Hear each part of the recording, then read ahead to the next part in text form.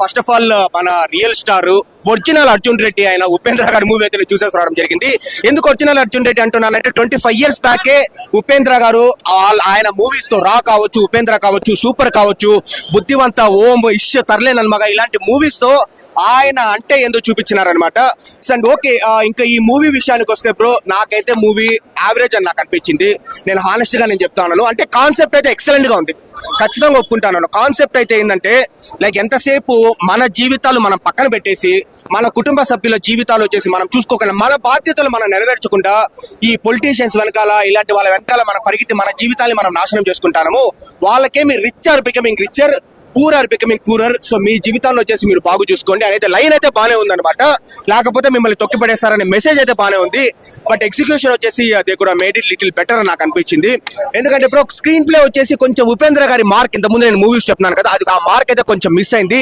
But still మనము ఒక kind of different experience కోసము, మనం మెసేజ్ ఓరియంటెడ్ ఎలిమెంట్స్ కోసము అండ్ ఉపేంద్ర గారి యాక్టింగ్ కోసము ఆ ట్రోల్ ఆగితే సాంగ్ ఉంది కదా, ఇలాంటి ఒక 2 సాంగ్స్ ఉన్నాయన్నమాట. లైక్ నీది కంటే నాది పెద్ద సంథింగ్ అలా ఉంటుంది. సో ఆ వాటి కోసం వచ్చి మనం ఎక్స్పీరియన్స్ చేయొచ్చు. అండ్ ఒకటి బ్రో, మనకు ఉపేంద్ర గారు వచ్చేసి లైక్ ప్రీ రిలీజ్ ఈవెంట్ లో అలాంటి టైంలో చెప్పారు కదా, మీరు చూసిండే ప్రభాస్ గారి కల్కి 2898 వచ్చేసి అది మైథలాజికల్ కల్కి అయితే ఇది సైకలాజికల్ కల్కి అన్నారు. ఈ సైకలాజికల్ థ్రిల్లింగ్ ఎలిమెంట్స్ అయితే మనకు ఉంటాయి, అక్కడక్కడ డెఫినెట్లీ ఉంటుంది. సో ఓవరాల్ గా ఒకటే బ్రో, ఉపేంద్ర గారి మూవీస్ ఎవరు మనకు లైక్ అన్ని మూవీస్ మనం ఎంటర్టైన్మెంట్ కోసము లేకపోతే కంటెంట్ కోసం వస్తూ ఉపేంద్ర గారి మూవీస్ కు మనం వచ్చేది మోటివేషన్ కోసం, ఒక డిఫరెంట్ ఎక్స్పీరియన్స్ కోసం వస్తారు. సో అదైతే కొంతవరకు ఉంటుంది. అలా లేదు బ్రో, ఆయనే చెప్పారనమాట. బ్రో 2 క్లైమాక్సెస్ ఉన్నా నేను ఎలా చెప్పగలను, చూసింది ఒక షోనే కదా. సో ప్రాబ్లీ దీని తర్వాత ఏమైనా ఆర్టీసీ క్రాస్ రోడ్స్ ఇంకో షోలో చూసిన తర్వాత నాకు తెలుస్తుందేమో. సో ఇప్పటి వరకు అయితే ఒక క్లైమాక్స్ చూసాను, ఆ క్లైమాక్స్ అయితే బానే ఉంది. సీక్వెల్ అంటా ఉన్నారా?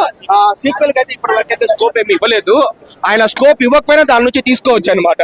సో మనం ఎలా పూర్ ఆర్ బికమింగ్ పూరర్, పేదవాళ్ళం అయిపోతే జీవితం ఎలా ఉంటుంది అనేది లాస్ట్ ఒక 10 minutes చూపించినారు. అదే కానీ ఇప్పుడు అంతేం నాకు యావరేజ్ అనిపించింది అంతే బ్రో.